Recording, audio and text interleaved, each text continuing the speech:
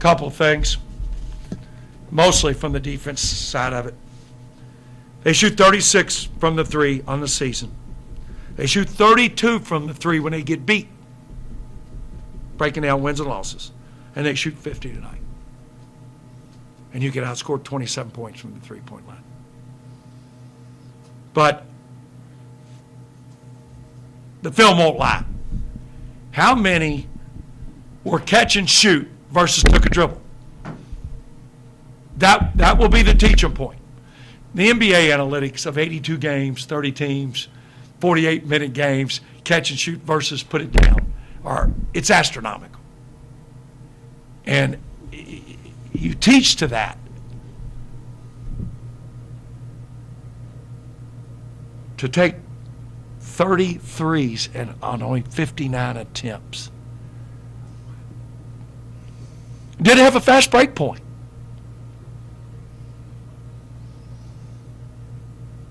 But here's what I'm very alarmed about that.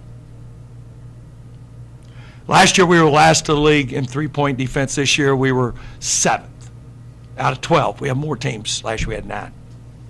So we took a step backwards there. But this is what is very, very tough for me. They had 2 players, in a total of 39 minutes, grab 5 offensive rebounds. 2. Our roster played 200 minutes, and we had 3. They had 5. They had 2 players have 5 offensive rebounds among them in 39 minutes. We had a roster play 200 minutes, and we had 3 and 1 team offensive rebound. So 2 guys in 39 minutes out-rebounded our roster 5-4 over 200 minutes. That's 200 minutes of play. Conference play, late game execution.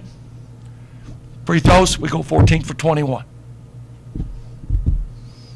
Little things, moments. 4-point game, I think it was 12, 13 seconds to go. 4-point game's an eternity. You got to go to the rim, go to the rim, go to the rim. They're not going to foul you. We shot a 3. And we still had a full timeout to go. So we're trying to race down, score, take the timeout. Now, if you're down 2, you can foul. They've got to hit them both, or you got a 3 to tie. We practice it and practice it and practice. It's frustration. Very, very, very frustrating night. Seems like we've talked about this with a lot of your games, but the physicality came back into play. How much did that play in changing what you guys did, or maybe some mindsets? Oh, big time. I don't know what to do. The NCAA sends out rules videos about every 2 weeks. You watch them, you apply them in practice, and they're not applying the game. I don't know what to do. I mean, there needs to be answers for what happened at the start of that game. It started with taunting, which is against the rules, and the film won't lie. There needs to be something done. You weren't ever given any real explanation of anything that happened there at the beginning, or? No, not till till you punch CJ. Yeah. To clarify, the player that punched CJ, is that the same one who did the taunt on the way? No, it is not. I will pursue it administratively with everything I've got. They were coming into the game, you talked about a little bit in the post-game last game, that they had a lot of hard luck in game situations. They've been the lead in so many games late. Yeah. They were ranked like the 3rd most unlucky team in college basketball. I know. They got some of that back. Some of it made some of their favorites. No, they're good. But when you get outscored 27 points from the three-point line, that's hard to overcome. You've got to go incredible from the free throw line, and we go 14 for 21. We're shooting 82 and change in conference play from the, CJ's leading the nation free throw shooting. He's leading the entire United States. And it's not him. I mean, nobody tried to miss him. These last two games, Liberty is, the history there is documented. The Kennesaw State's one of the tougher teams. Would you describe the last 48 hours or so of conference play here as one of the tougher stretches you'll go through? No. Every game. You got 6 left, and 3 of them are on the road. To go, I questioned it in April, why only 2 teams in our league have 3 consecutive road games. 3. One of the 3 is Jacksonville playing North Florida, same city. That doesn't count. So if 2 out of 12 have 3 straight consecutive road games, to double down on that, we go from Louisville to Jacksonville and back, Louisville to North Alabama and back, Louisville to Central Arkansas and back. I asked for an explanation in April. I never got one. I'm still waiting.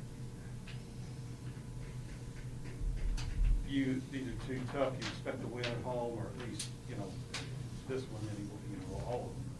How do you reinflate that? Talk about the balloon deflating and reinflating. This is an experienced group. They've been through stuff. Well, we've got to make some strategic decisions. Like, for example, Liberty had 5 offensive rebounds. And that was just 5 that fall out of the sky in their hands. So if we're only going to get 4, should we just on every shot send everybody back and get our set defense? Now, that's hard because we didn't give up 1 fast break point tonight. But to only get 2 individuals had an offensive rebound. Should we just go on back? These are strategic decisions we have to make as a staff. I've never taught that. Liberty does a great job of that. Virginia does a great job of that. They never offensive rebound the ball. We outshoot them. We only had 2 players have more assists than turnovers on our entire team. 2. We had 10 assists. Our goal is 55% or more. Tonight we had 40% off of an assist. It's on the board. Our goal is 55% or more. Tonight was 40. And you can't say just because the ball didn't go in, we shot 49%. How much, and I'm sure you'll break it down when you look at it, offensive rebounding when they're, what are misses, 15 of them are threes, and Yep. they're bouncing long. Is it your guards? You got to figure out where the breakdown is coming. But a lot of that was just shot kicking off long, wasn't it? Yes. They're just chasing the But, ball. we said it over and over and over. If they're going to shoot 30 out of their 59 shots or threes, the 15 misses should be long rebounds. If you get it, that's like an outlet pass. You're gone. You're into offense. How concerned are you when you look at the stat line, you see Justin Betts with 3 points in 39 and change minutes in this game? Did they do something to zero in on him, or is this just a rough night? No, he just facilitates. He does a great job taking what they give him. He doesn't force things.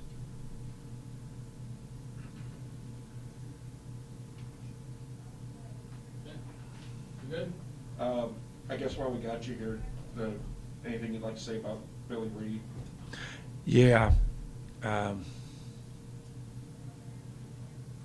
had a hard time during that moment of silence. I was with Billy 3 weeks ago. And he was Billy. And just my thoughts and prayers to his family, but to so many people he touched, coaches, fellow writers, fellow media people, print, electronic, players.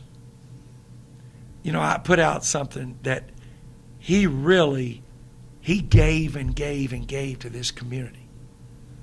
I don't know, Eric or Will, did he ever say no to trying to help anybody? Can you ever think of anything?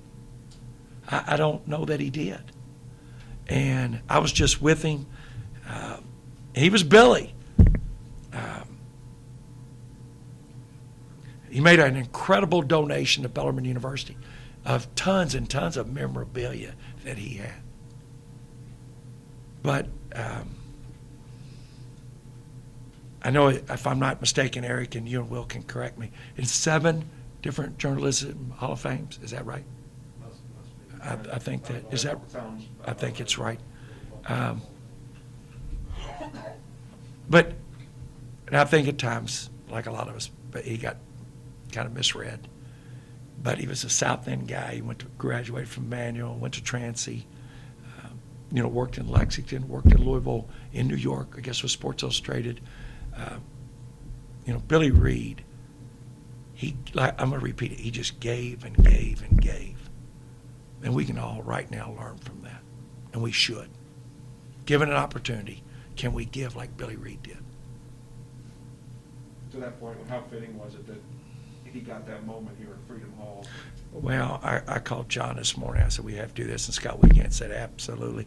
He loved telling people he was a paying season ticket holder. But, before we transitioned during COVID, he was in our locker room for every game. And our guys had as much respect for Billy Reed as anybody that's ever walked in our locker room. And it was mutual. I think he had a love for Bellarmine and Bellarmine basketball and our players that was incredible. And that is something that nobody can ever take away from this basketball program. And I will try to do something to honor Billy in some type of recognition of a player, maybe a player through an academic achievement as well as, on the court. Somebody that lived through Billy's tremendous values.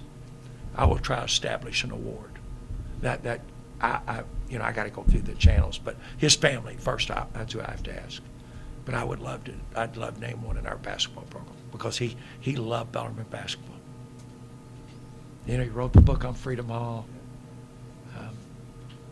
I appreciate you bringing that up. I had a hard time during the moment. I was okay till I looked up and I saw his picture. Spugs put his picture up there, and then I lost it. I mean, I cried at grocery store closing, but when I looked up and saw his picture, man, I was okay till then. Doug's right next to me, and then when I looked up and saw him, man, like I was just with him. And it ripped my heart out, man, when I saw him, and I thought, come on, man, he's up above us. Let's get this thing for him, man. That's a tough night, man. It's tough. Thank you, guys.